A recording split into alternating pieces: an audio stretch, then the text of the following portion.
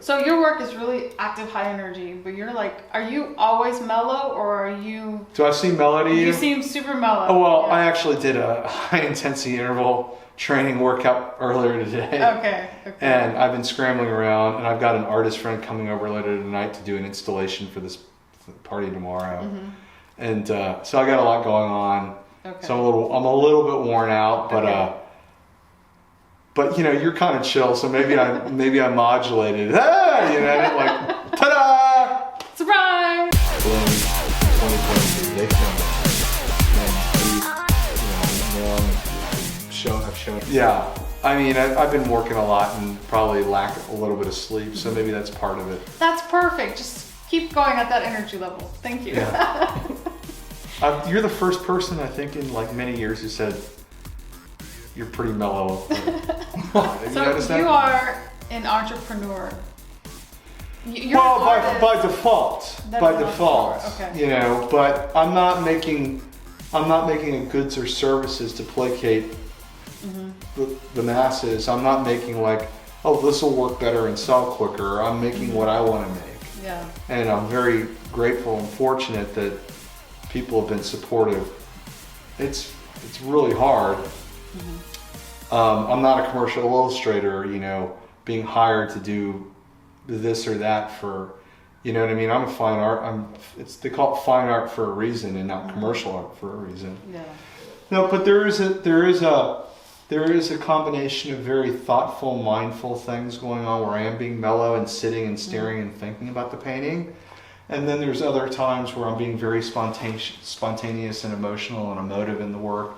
There's a lot of gestural mark making going on in the work where it's more subconscious than conscious. And so it's a back and forth dance and mix and marriage between analytical thought and spontaneous subconscious thought in the work. And the trick is like in any art, it ends up being in the editing of how much of that you keep and how much of that you paint over. Yeah. If that makes sense. Even if you're recreating photography in like a painting, an oil painting or something, there are parts where you probably space out, have a moment of zen while you're just sort of doing some sort of repetitious task in the work. It's the same thing. It doesn't matter whether it's abstract or you're recreating photography in a hyper-realistic way, figurative, abstract, whatever. It's all, there's similar sensibilities and human brain activities going on in all types of work that you do. And I don't think it's exclusive just to making artwork. I think it happens if you're a dentist or what did I say earlier, a plumber or a construction worker or whatever, you know, it's just the way things work when you're making things. But certainly for me, it's very obvious.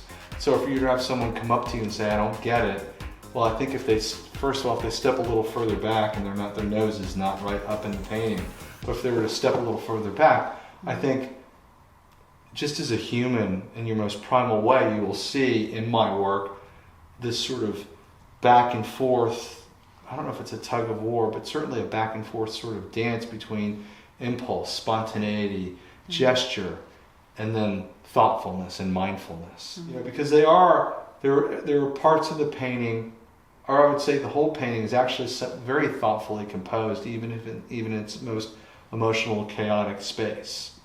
And the trick is to holding on to that vibe that makes you think, oh, high energy, chaos. Well, it's composed. And you compose things being very thoughtful and mindful too. You know, this sort of circumvents all of the criticism written around the history of expressionist artwork by being thoughtful and then turning around and collaging up these hard-edged shapes into it, you know. There are a lot of times before where I would fake collage. You'd see something that looks like a piece of tape, masking tape or duct tape, or something that looks like a piece of paper taped down to the surface, and it was all just paint. But that just sort of circumvents the whole history of this expressionist art where you're just like getting out of the way and letting the spirit come through you like light refracting through a prism or something, you know? Yeah. So I'm always kind of like thinking about all of those ideas presented in criticism around these periods of time. And then they lead me to think about like what I was just telling you about, like the difference between being really impulsive and gestural, then thoughtfully cutting out a shape and sticking it intentionally right here in this particular position to make the composition of the whole thing work. This would not have worked if I would have stuck it there. You know, like I very thoughtfully, with my analytical mind and my conscious mind, put it right there. Yeah. Does that make sense? There's a lot of criticism related to 1950s abstract expressionist artwork, you know, and anything improvisational. You know, you could even say maybe like Miles Davis or John Coltrane, those famous improvisational jazz masters from the mid to late 20th century jazz. You know, some people would say, well, the spirit was moving them while they were improvising on their instruments in the middle of a concert, right? So it's not exclusively related to art criticism from that particular mid 20th century period. It can be related to all kinds of things. And, you know, this isn't just some big emotive, vomiting out of me without thinking about it. Yeah. It's a combination of that and being very thoughtful and mindful, which is another way of saying what I said before. Yeah. So, does the spirit move me? Maybe at certain points the spirit, whatever the spirit is, depending on what you consider to be the spirit, is the spirit moving me? Maybe at certain points in the process of making something the spirit is, but then I'll step back and I'll think about it in a very conscious way, an analytical way, an editorial way. So the spirit isn't really moving me there. So maybe that's just, these are all different ingredients in the recipe. I think you could find spiritual things going on in my work, but I'm not intentionally trying to be spiritual, or I don't want the work to be lumped in with any kind of religious traditions. You know, that's sort of what I'm trying to avoid. It's of all traditions, it's for everyone. It's a secular artwork. And so it's meant to be for everyone, whether you're a very religious person or you're a total agnostic or anything in between. This work is for everyone, and everyone, it's a little bit like the Rothko Chapel, it's for everyone, you know. And the great artwork, the great film, the great music doesn't have to just be visual art. Like, I'm a visual artist, but I'm a painter, but like great artwork has this sort of unquantifiable X factor. You can't quite put it down, you can't quite put your finger on it, but it's that magic little ingredient, even if it's a very tiny ingredient, that would make the work just transcend and give off more energy than it's receiving. You know, I joke and I'm like, I want people to have to like go sit down and get out the Gatorade and the oxygen tank, you know, because I want the work to sort of take the wind out of them a little bit in that way. And that's always what I'm chasing. I'm not always successful, and I make myself crazy and beat the crap out of myself about that. But that's sort of what I'm chasing. And not to sound too melodramatic, but I mean, for lack of a better way of putting it, it's sort of what I've bet my life on, or bet it all on, or made the focus of. That's, you know, why I'm doing this and living this way. It's like, it's all about trying to get there with that. You know, I'm all in. Is there something that you can consistently do to get that X factor, or it just shows up? Well, you got to show up and you got to work. Yeah. But, you know, but it doesn't always show up. Not every day, no. You got to show up every day. It's like going to the gym to exercise. You know, you got to exercise your muscles, otherwise they're going to deteriorate, you know. If you work at it every day, you're going to come up with, well, maybe not all 10 of these paintings or drawings work, but 5 of them were really good, but I couldn't have got there without making all 10. That's how it works for me. I think 1 in a million people just show up when they fucking feel like it. Once a month, and ooh, here it is. You know, it's funny because this brings up an interesting thing. And when I was in art school, there was another artist I was in art school with, and ironically, I hadn't seen him since art school, and I bumped into him in Dallas just a couple of weeks ago at the Dallas Museum of Art. And we were both happened to be there looking at the same show. It was really random, and I'll never forget, I don't know if he believes this still, but I'll never forget, he said this when we were in school, like, well, I don't go to my studio every day, my studio is in my head and I'm thinking about it a lot, and then I'll show up whatever once a month and just output, physically output. And it always stuck with me because I realized very, very few artists can really do that.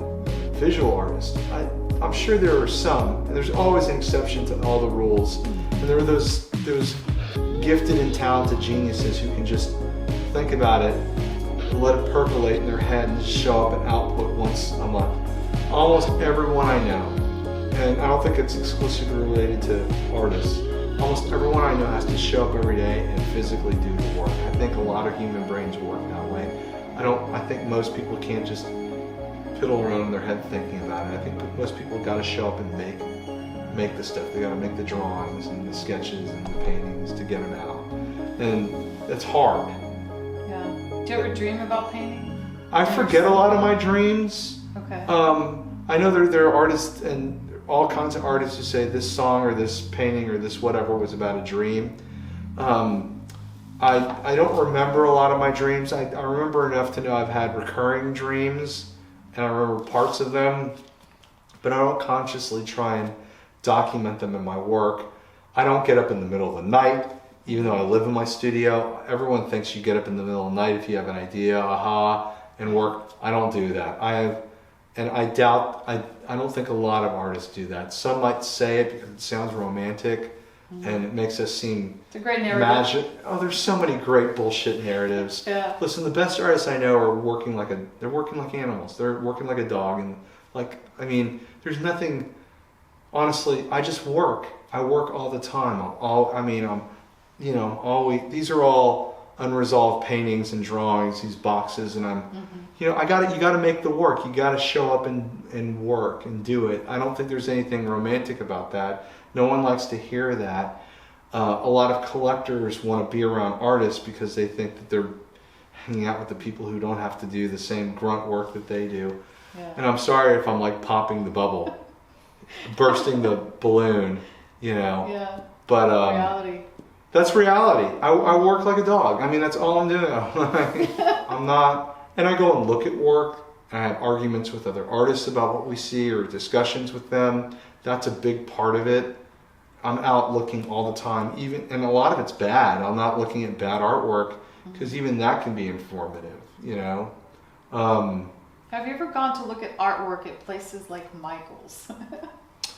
I've been the guy that shows at I started out showing at places like Michael's. And that's the other thing. There's this people how quickly they forget. In 1999, I had a taped off corner of a studio space, in a group studio space in Montrose, and I paid $20 a month, and they taped off this corner, just enough room for me to set up an easel and not be in my dumpy little apartment or pool house apartment that I was in at the time. And I didn't know any better, but I worked. Yeah. And then I had a show at Barnaby's Cafe. The Barnaby's then was every time, it was kind of poorly built, and every time I'll never forget this, every time the front door would open, the wall would vibrate and my paintings would get a little more crooked. And I was so proud at the time. I took my parents to eat there, and I'm watching the wall because I'm facing the wall, and every time the front door of the cafe would slam shut, the wall would vibrate, and I watched my paintings over my parents' head, my dad's head at the time, get a little more crooked, as the wall vibrated. That's like Michael. I did that kind of stuff for years, and half of it I didn't know any better. Well, we all start out somewhere. What's that? The name of the game is exposure, right? If you wouldn't have done that work from the beginning, you wouldn't be where you're at here now. And a lot of times there's a lot of people say there's good exposure and bad exposure, but back then exposure was exposure. I hate to admit the ego part, but it's true. It takes a lot of ego, and I don't like the word selfish, but there's some of that, or self-absorbed.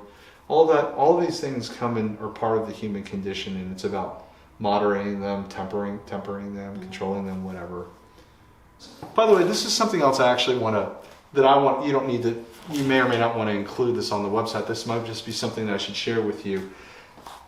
On social media, so many people film themselves, the food porn. They take a picture of what they're eating, or themselves brushing their teeth, or showing themselves off in a swimsuit, or dumping their feelings about stuff, And I actually think that these artists who were sharing their artwork, not necessarily just me, they're being equally as personal, and maybe a way that requires a little more effort on the part of the viewer watching that Instagram post. But I think that it's really, really important, and maybe no one will care that I say that, but I feel like I need to get that off my chest. This I actually literally posted this painting today. To me, this is equally as intimate and personal as if you saw a picture of me working out in the gym, or here's the girl I'm going out with, or here's my dinner at the fancy restaurant, here's the food porn. You know, it's just, I just wish people would like pay a little more attention and put a little more thought into it, you know. Because it's a part of you. That More important part of me than the food porn or who I'm going out with, or, you know, what I'm doing at the gym. It probably requires a little more effort for the viewer to see that. It's probably a lot easier if I just walked down the street and showed off the new shirt I'm wearing, or you get to see me going to the bathroom or whatever. But maybe that. Go to the bathroom. Well, people put themselves on brushing their teeth. Okay, you mean literally, people do. Okay. But no, people do that too. You know. Really? Yeah, some people. Okay. I mean, I've seen that before, but and I find that disgusting and distasteful. But